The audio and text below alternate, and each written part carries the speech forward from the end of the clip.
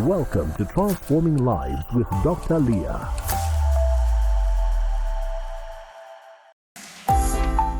Episode 7, Chapter 6, Turning Your Dreams into Reality. The 4 Disciplines of Execution. Transform Zambia, Chapter 6, Turning Your Dreams and Visions into Reality. Here I'm really addressing the discipline of getting things done, in other words, execution. First and foremost, to be able to execute, you need to be focused, have a clear-cut vision, a burning desire, and be very clear on what it is you desire to see as an outcome. In order to do this, you will have to guard your gates, that are what you hear, what you speak, what you think, what you see, and who you associate with, because all these can affect your vision. Secondly, you need to give a blind ear to the discouragements and emotional setbacks. My dear beloveds, be rest assured that it is not everyone who wants to see you succeed, so there will be those who will throw stones at you. The best is to keep your eyes set on the prize and move on. Thirdly, obey instructions and do what you have to do without procrastination. What can be done today must not be left for tomorrow. Finally, stop walking with the chickens and sow with the eagles. Choose the people you interact with. If a relationship does not bring positive growth in your life, drop it like it's hot. Find a mentor who has been there before, who can give you insights, direction, and even rebuke you when you miss the mark. Surround yourself with people who are ready to give up their own lives to ensure you become. Find the Mordecai in your life. The 4 disciplines of execution are: A, be clear about and committed to the most important activities and stay focused. When you decide about doing something, don't be double-minded. A double-minded person achieves nothing. B, create a compelling personal development plan and vision board. Change the way you think. Think wealth and health. Put it down on paper and make it plain. C, translate goals into specific action.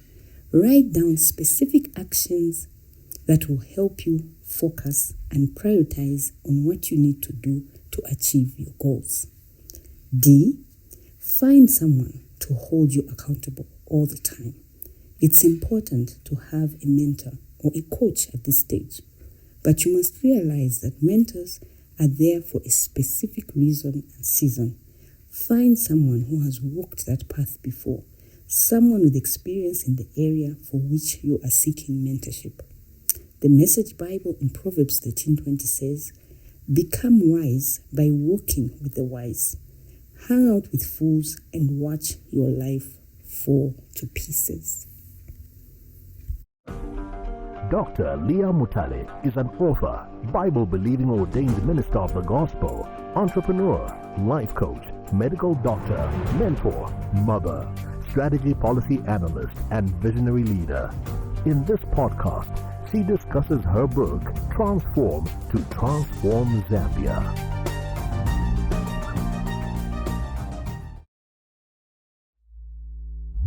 This is Transforming Lives with Dr. Liya. Good evening and welcome back to Dr. Liya's podcast, Transforming Lives with Dr. Liya. Good evening, ma'am. Good evening, Brian. Always a pleasure. It's my pleasure too. We've been cruising. We are already in chapter 6 and this is now episode 7. I can't believe how far we have come. Exciting topic after exciting topic. Now today we are talking about something more practical. How to turn dreams and visions into reality. Exactly. Maybe let's start there. How did you come up with this chapter? Why is it so important in transformation? I think that is the gist of transformation. Having the dreams and the visions and falling asleep and not doing anything about them doesn't transform you. So basically, I think if you look at where we're coming from, right from the beginning, I think we talk about reviewing our past, thinking about who we are as Zambians and what Zambia is. We talked about preparation, we talked about purpose, which was very, very important. because without knowing purpose, really, you wouldn't move. So I think now we are at that place where we are saying, yes, you have your dreams, you have your visions, you know your purpose, what next? So this particular chapter for me, I think, is the core business of the book. We are very good at dreaming or dream, but then how many of us put those dreams into action? So my hope is that this will allow people to actually implement their dreams. That's true. You quickly, in chapter 6 and paragraph 2, you rush to talking about how the need for being focused, and the need for having a clear vision and a burning desire. You know, how important are these things? Being focused, being clear, having a burning desire. Yeah, they are important. It's important to see where you're going. It's important to be clear about where you are going. The reason why we create things like vision boards, we create personal development plans, we put it down on paper so that I can look at it and say, that's where I'm going. Month 1, month 2, month 3, year 1, year 2, so that I don't lose focus. I must know where I'm going. A vision board will tell you in pictorial form what it is you want to see in your future. So that helps you, that motivates you, that allows you to get up in the morning because you've seen where you're going. Absolutely. Burning desire. I know that there are life coaches that take this as a key element. Yes. To have that burning desire. You must have that burning desire. This thing must get you out of bed. When you think about it, it must give you the strength to get up, even when you don't feel like. But because you have a burning desire to do it, it's a very, very important ingredient for you to attain whatever it is you want to do. Transformation, most of all. I read a book where someone sold a Ferrari, a beautiful Ferrari, and they sold it so they can travel and do what they wanted to do. That's burning desire, isn't it? There you are. He was willing to sacrifice. Yes. So the word sacrifice comes in too. There are a lot of things that we sacrifice. We sacrifice our sleep. Like I said, sometimes I spend the whole night awake because of a burning desire to do something. So I'll sit there and write a document the whole night, and the sun will come up. I'll get up and bath as though nothing happened because of the burning desire that I have. Absolutely. Fantastic. So let's go to the next paragraph here, where you talk about being careful with people and what they say to you, casting a blind eye and a deaf ear to discouragements and emotional setbacks. How important is it? How important is that? Because it seems like vision and destiny is a really, really delicate issue. It is. It's delicate and it's personal. You have to believe in yourself.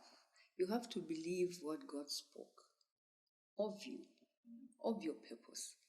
It shouldn't matter what people say, because people will say things. And remember, not everybody wants you to become. So you have to be careful what you hear. Some will tell you that you can't do it. But the only person who can tell the truth about themselves is themselves. So I can stand up in the mirror and say, Liya, you can do it. And I need to believe that.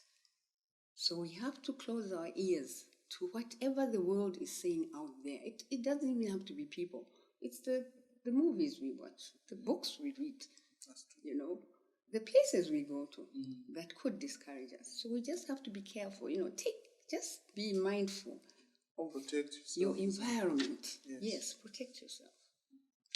Okay, let's talk about choosing who you hang with.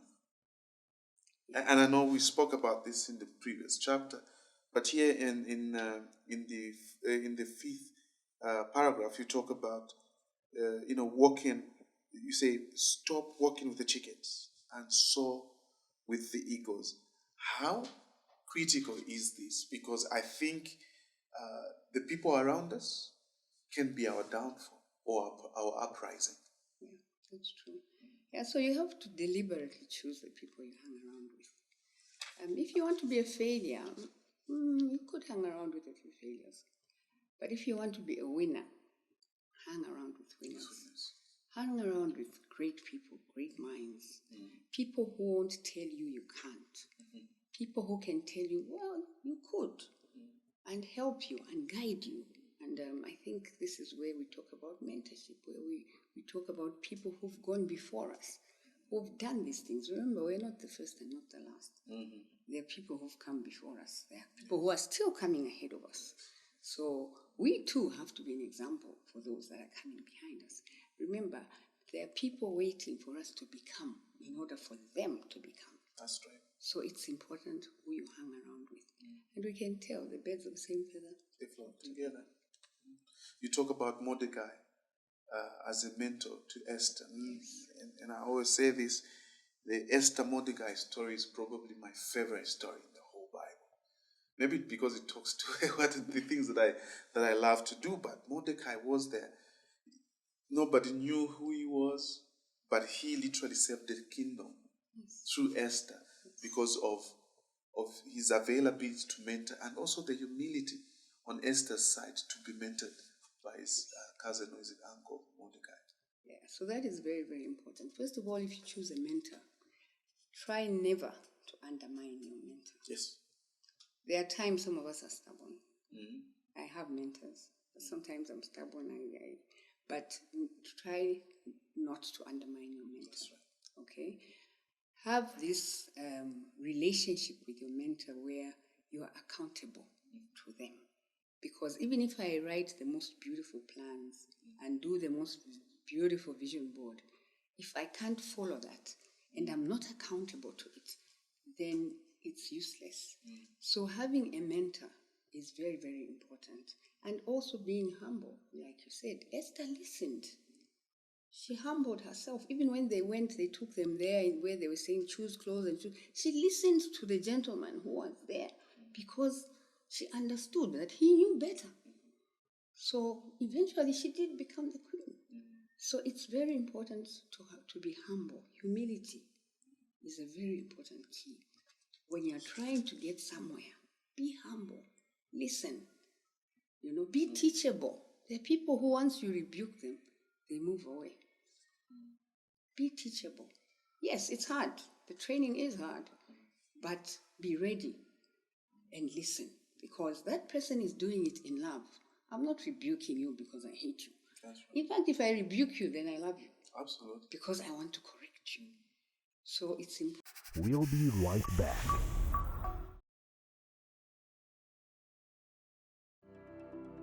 Do not conform any longer to the pattern of this world, but be transformed by the renewing of your mind. Welcome back. It's important to have that state of heart where you are teachable, you are humble, and you receive instruction and are accountable. Maybe for someone listening there's a saying that I like, that I think to interpret it would be like, even if an old man is very short, you might think he's not seen where you're going, but he has been there. So a lot of young people don't seem to understand that. They think that it's the first time this thing is happening, but the Bible says there's nothing. No, it's nothing new on the face of the earth. No. So that old man, short as he might be, you could be saying, me, I can see where I'm going. He's telling you, I don't have to look there because I've been there myself. Yes. So it's important to be humble, isn't it? Yes, it is important. And just to identify the different mentors. You have mentors. You probably need a mentor for your marriage. You probably need a mentor for your business. You might need a mentor for your academics. So mentors come differently. For parenting also, you might need a mentor who will help you parent your children. So depending on the area, remember after you did your SWOT analysis, you discovered your weaknesses. So amongst those, you say, okay, who is it? Who do I know who could help me in this area? So there are many out there who are ready to help. Especially in this season, we have realized that the young generation has strayed away from who we really are as Zambians. So it concerns some of us because we didn't grow up the way they grew up. So we are really trying hard through different programs to try and help these young people realize when you are talking to a parent, I'll give you an example. Your parent is seated and you walk into the room and you want to address your parent. You cannot address your parent standing while your parent is seated. Already, there's an issue there of disrespect. So you lower yourself. Either you kneel or you sit so that we talk. I used to do that to my kids. When they come to talk to me and they're standing, I'll pretend like I wasn't there then. Until they realize that, oh, by the way, I need to be sitting. So, you teach like that. But then we are seeing a lot of gaps now. And I think following these podcasts, I'm sure we'll be working together much longer to see how we can help the young people just understand what it is to be a Zambian, what our culture, our traditions.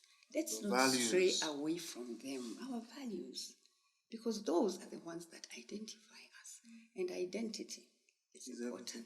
And just to add, a lot of, especially those young people who are in their 20s, maybe teens, tending to think that maybe something that's American is what's good, maybe something that's European is what's good.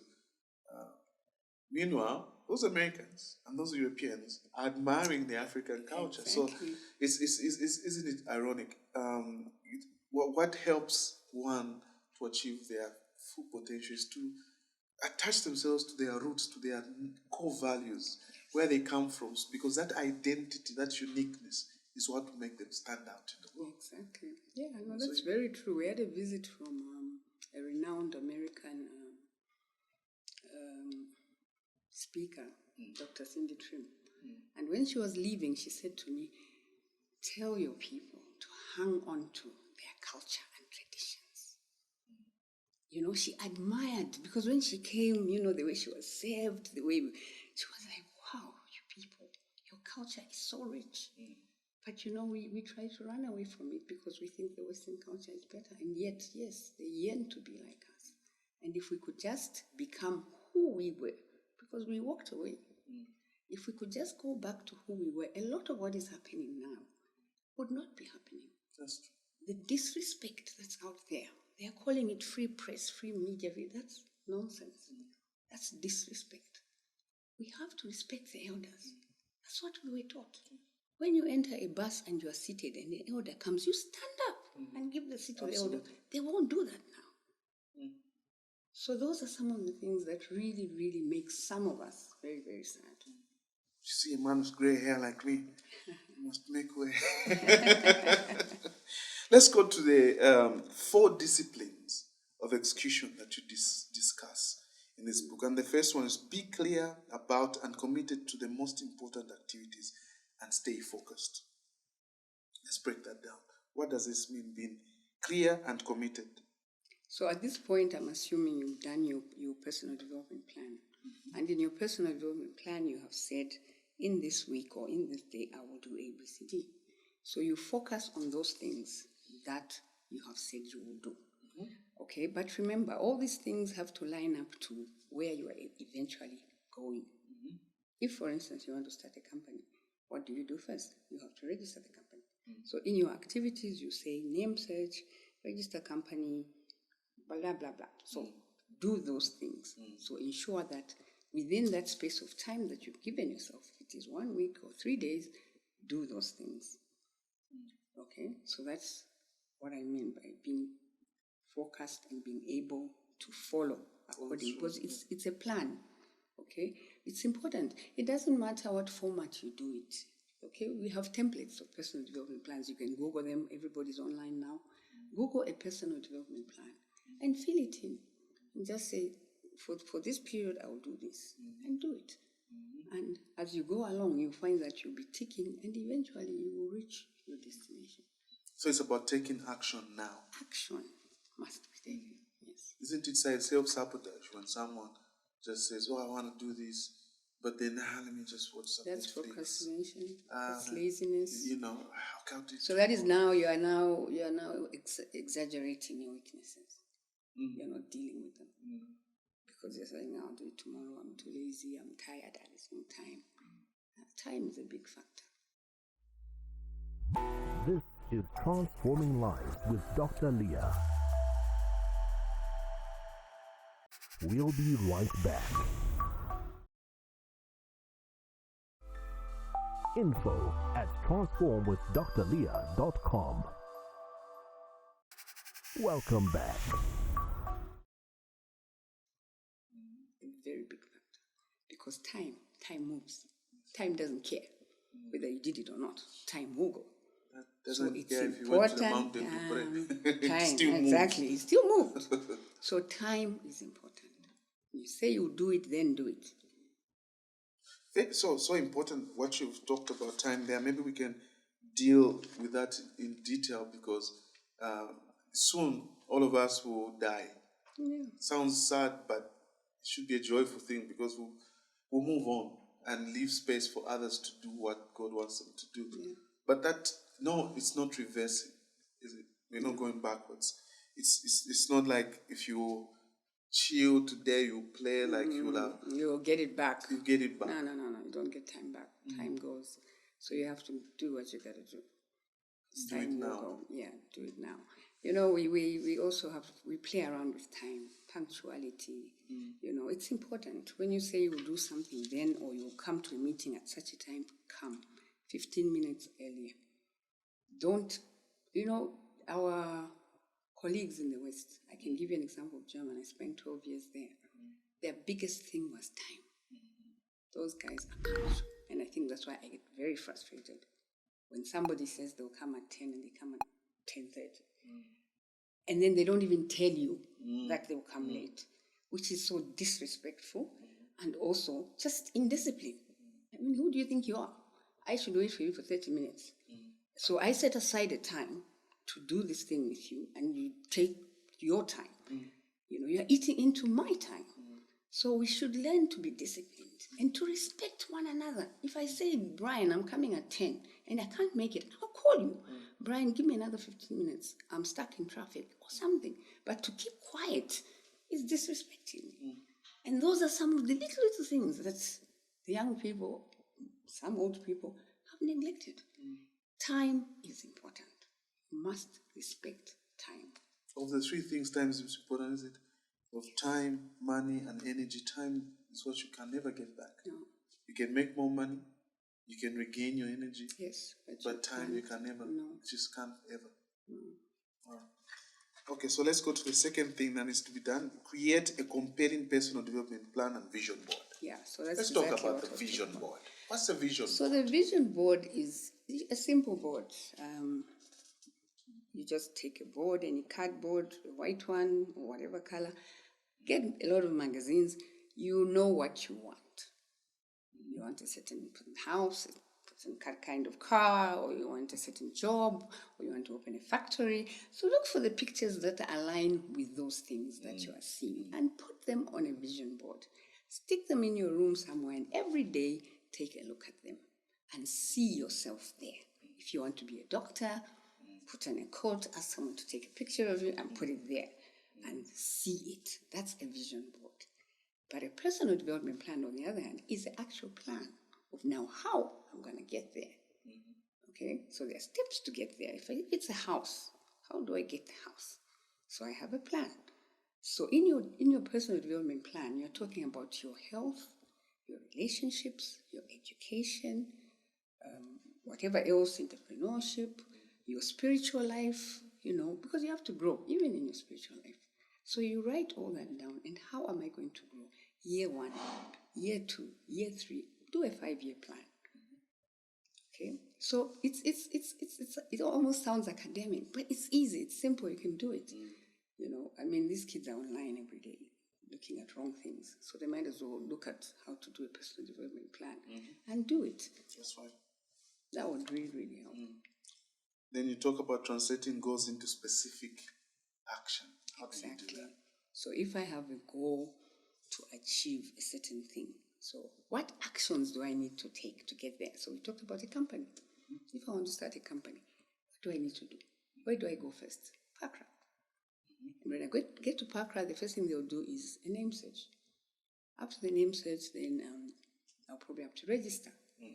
And after I register, probably I'll have to find a place to do it. I have to, so you put in everything that you need to reach that goal, to establish this big media company or television station or whatever it is you want to do. But there are steps to get there. That's right. Okay, so those are the activities that you do. And then you break them down to daily, weekly, monthly, quarterly, until you get to where you're going. So it's more like what we talk about breaking down. It's a pyramid, isn't it? Small steps lead to, small steps taken together compound a certain aspect, and eventually you will get to the top. So what you do today, if it means that it should add up to. Yes. So whatever you do every day has to add to where you're going. It's like you're building with bricks. Don't spend a useless day. Don't have a useless day. Whatever you do every day must add to where you're going. What have I done? In the evening, ask yourself, what have I done today to get there? Oh, I did this. Have a checklist. We have to be deliberate about these things. They just don't happen. You don't sit there, I want to be in Zambia. How? If you see someone driving a beautiful, expensive car, sometimes you think God just grabbed them and put them inside the car. No. There was a process. Yes. They paid the price. No, yes, they paid the price. They took steps. Daily. They sacrificed friendships. Sacrificed entertainment. Whilst you were at that place and the other, they were busy. Busy working and reading about them, getting information. The internet is loaded with it. Come on, you can get anything off the net. So you read about it. If I want to become this, what do I need to be? What do I do? Or should I study this? Or should I read this book? On YouTube, listen to Miles Monroe, listen to, Joyce Meyer, if you like, or whatever it is you want to be. That's important. Yeah. That's so important. The fourth one is find someone to hold you accountable all the time. Exactly. Wow. Accountability is like Zambia's archives, isn't it? We sort of want to be our own boss. Like everybody wants to be their own boss. I challenged somebody 2 days ago and I said, think about it. Why don't you have a family business? Most of Zambian families don't have family businesses because they don't want to be the ones being accountable to somebody else. They want to do things on their own. They don't want to. It's not only family, just Zambians. Yeah. We're like that. We think that, Chand, it should just be me. We don't understand that there's power in partnership. Others have made it. Look at Tredkin. I can give you many examples. They've made it because they have come together as teams and they're accountable and professional. Don't do a business like Kantemba. You come in, you give me 5,000. No, there must be systems. It's a business. Hello? The business is a business on its own. It's an entity. It's an individual. It's not Liya. It's not Brian. It's a business. So respect it as a business. Otherwise, you won't make it. That's how come we've seen business come up and then suddenly die off. Why? Because when money comes, they come, I will pay a few away. Nothing recorded, nothing what, no processes, no procurement process, no, nothing.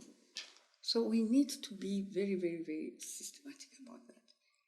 And everything we put down, we should be able to implement. We should be able to find people where, that's why you have boards. If you have a business, I would encourage you to have a board. Have people who look at your statements every quarter, who look at, hey, so why did you do this? Go and explain. Have someone you can go and explain to. They may not have even contributed anything in your business, but because they have the know-how, they're experienced people. You pick 3-4 people, Zambians, and say, please, I'm asking you to sit on my board. I may not afford to pay you a lot, but maybe I can give you a cup of tea during the board meeting, just so that I'm accountable to you. So when they come, you show them your books. You show them this, then they guide. Since they are captains of industry, they'll advise, Brian here, I think, do this. Here, if you did this, it would be better. And eventually, when your business grows, they'll be getting a very nice allowance as board members, if that is what their motive is too. But then there are some people who are willing to just give out what they have. because we have such a wealth of knowledge that is just seated. Because the young people think they can do it better. So we sit back. And we sit back and watch.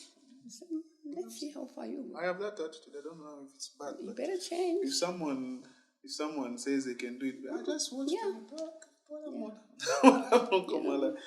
So it's important Steve Jobs. Was it Steve Jobs who was fired from his own company by the board because he did not ignore accountability? But when he had made his, he had fixed himself up, he came back and still took over and ran that business. Yeah. But we know today Apple is probably one of the most successful companies in the world. You know, we buy Apple devices no matter how expensive they are.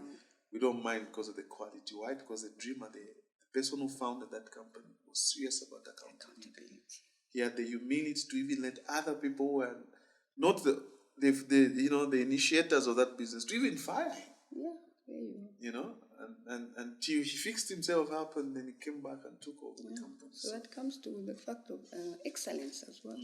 In whatever service you want to provide, there must be a measure of excellence.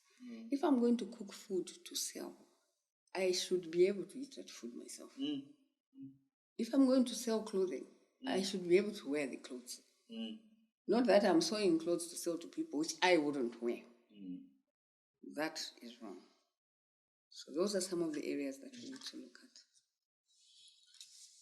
There's a scripture here that you quote. Become wise by walking with the wise. Hang out with the fools and watch your life fall to pieces. True. Simple. You know? So hang out with the wise. Hang out with the wise. Remain wise. And if you hang out with the fools, your life is disrupted. Exactly. Maybe let's get practical about that as well. There are people that you could go into business with. Someone's watching them go into business with. And then they find that certain qualities about those people are not matching what their aspirations are. How do you part ways with people like that? You know, you just have to You've known them for years. You just have to have a measure of boldness. You know, this is about you. This is about your life. You are the priority in this situation. They are not. In any situation, you are the priority. So if it bothers you and you don't feel right about it, you could try to correct it by addressing it 1, 2, 3 times. If it doesn't change by the 3rd time, you are free to say, my friend, I think our journey ends here. And otherwise, what's the point? You know, we are people pleasers. That's our problem. You know, we are always dancing to the gallery. But the same gallery, when you fall, is the same one who say, we knew you won't make it. So don't dance to the gallery.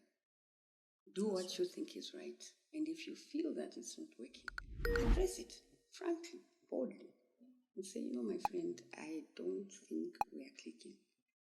This is time for us to part. Don't be like Abraham and Lot. Abraham didn't want to let go of Lot, and yet he was better off without him. We are like that as human beings, aren't we? We want to hang on to friends and relatives who are actually holding us back. But my dear, when it comes to you, it's your life.